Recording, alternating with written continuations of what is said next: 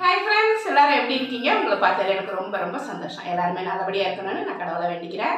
இன்றைக்கி ஒரு dinner recipe தான் பார்க்க போகிறீங்க. இட்லியும் தக்காளி சாம்பார். பருப்புலாம் போடாமல் தக்காளி சாம்பார் வைப்பாங்க பார்த்தீங்களா, அதை தான் இன்றைக்கி வைக்க போகிறேன். 10 நிமிஷத்தில் ரெடி ஆகிடும்.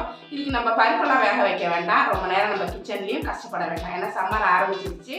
ரொம்ப நேரம் கிச்சனில் இருந்தால் ரொம்ப கஷ்டமாக இருக்கும். நல்லா மல்லிகைப்பூ மாதிரி இட்லி ரெடி பண்ணி வச்சுட்டேன். இப்போ நம்ம தக்காளி சாம்பார் எடுத்துக்கலாம். எண்ணெய் ஊற்றி கொஞ்சமாக கடுகு போட்டு கொஞ்சம் கடலைப்பருப்பு போட்டுக்குங்க.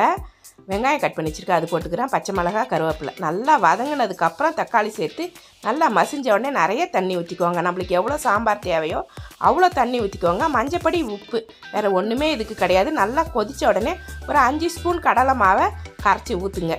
அது பச்சை வாசனை போகிற வரைக்கும் கொதிக்க வச்சிங்கன்னா திக்காயிடும். கிளறி விட்டுக்கிட்டே இருங்க, நான் அடி பிடிச்சிரும். நல்லா திக்காக செம்மையாக வந்துச்சு பாருங்கள். மல்லிகை தழை தூவிட்டு நல்லா சுட சுட இட்லியோடு வச்சு பரிமாறுங்க. பிடிச்சிருந்தா லைக் பண்ணுங்கள். நம்ம